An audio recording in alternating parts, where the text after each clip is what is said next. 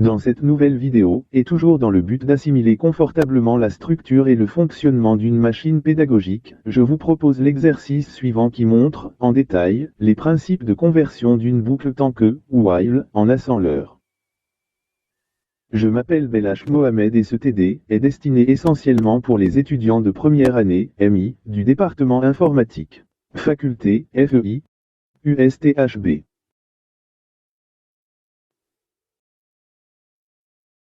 Soit l'exercice suivant qui est composé d'une boucle tant que, qui cherche à traduire un programme écrit en C, en un programme assembleur.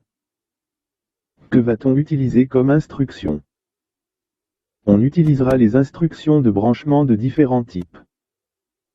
L'exercice considère un petit programme contenant une boucle tant que. Que fait ce programme? La tâche réalisée par ce programme est relativement simple, mais elle donne une idée générale sur le principe de la conversion. Qu'est-ce que nous avons au départ? En effet, nous avons une variable, i, initialisée à 0, qui va permettre de contrôler l'évolution de la boucle. La boucle while est munie d'une condition de bouclage qui est, i, inférieure strictement à 5. Combien d'itérations il va y avoir? Il y aura exactement 5 itérations de la boucle. Le corps de la boucle contient d'abord une incrémentation de la variable, i, ensuite l'affichage de la valeur de cette variable sur écran. S'ensuit enfin la fin de la boucle et du programme. Quels sont les résultats donnés par le programme? Il est clair que les valeurs affichées sur écran seront dans l'ordre 1, 2, 3, 4 et 5. Combien de variables disposons-nous? On remarque qu'il y a une seule variable dans ce programme. En assembleur, elle sera représentée par une adresse.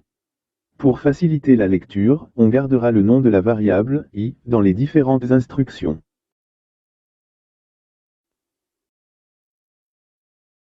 On donnera le programme sans optimisation d'abord. Quand procéderons-nous, alors, à l'optimisation? Cette phase se fera à la fin. Comment se traduit la première instruction? L'instruction d'affectation de la variable, i, à 0, se traduit facilement, comme nous l'avons vu dans les vidéos précédentes, en load 0, en mode immédiat, ensuite store i, en mode direct. On fait de même avec les instructions du corps de la boucle. Comment cela se fera-t-il? L'incrémentation i, se traduit par load i, en mode direct, add 1, en mode immédiat, et enfin store i, en mode direct. Dois-je rappeler, ici, que i représente une adresse en mémoire centrale? Comment traduire printf? L'instruction d'affichage se traduit par load i en mode direct, et ensuite write. Cependant, c'est le traitement de la boucle qui est le plus intéressant. Comment va-t-on traduire cette boucle? En réalité, plusieurs méthodes sont possibles. Je vous donne la plus simple qui peut vous servir à traduire n'importe quelle boucle tant que. Quels sont les paramètres à considérer? D'abord, l'expression de la condition qui se traduit généralement par une comparaison ou une soustraction. Ensuite, l'instruction de branchement avec l'adresse du début du corps de la boucle qui marque le début de chaque itération. Ensuite, l'instruction de branchement inconditionnel vers la fin de boucle. Et enfin, l'instruction de branchement inconditionnel vers l'adresse de la condition de la boucle. Comment traduire la condition de boucle, i, strictement inférieure à 5? Chargement de, i, load, i, en mode direct. Comparaison avec la constante 5, CMP5, en mode immédiat. Si le contenu de l'accumulateur est strictement inférieur à 5, il faut alors sauter à l'adresse de début du corps de la boucle. Par conséquent, l'instruction de branchement utilisée sera GL, c'est-à-dire branchement, si strictement inférieur. Tout de suite après, vient l'instruction de branchement inconditionnel vers la sortie de la boucle, GMP adresse sortie. Que faut-il faire à la fin du corps de la boucle?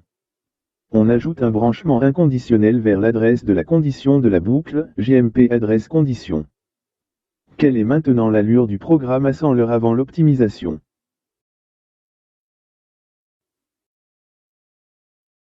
Nous avons juste repris les instructions développées précédemment, en respectant l'ordre de traitement de ces dernières. Quelle est l'adresse de début du programme? On suppose que l'adresse de début du programme, qu'on appelle l'adresse de chargement, est égale à 100. Sur cette remarque, on peut voir que l'adresse de début de la condition de boucle est 102. L'adresse de début du corps de la boucle est 106. L'adresse de sortie de la boucle est 112. Pourquoi la phase d'optimisation est-elle la plus importante?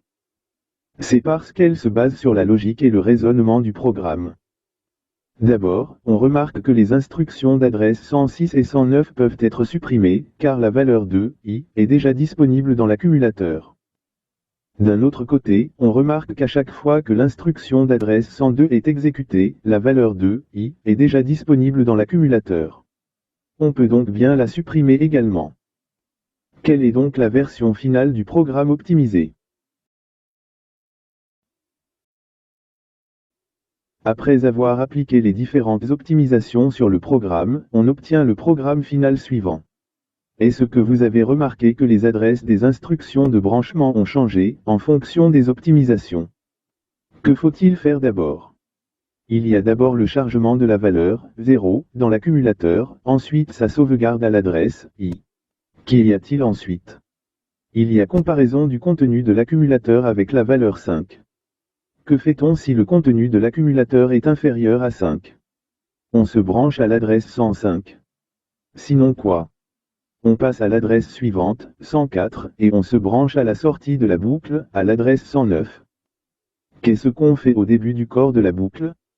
On ajoute 1 au contenu de l'accumulateur, on le sauvegarde dans i, et on l'affiche.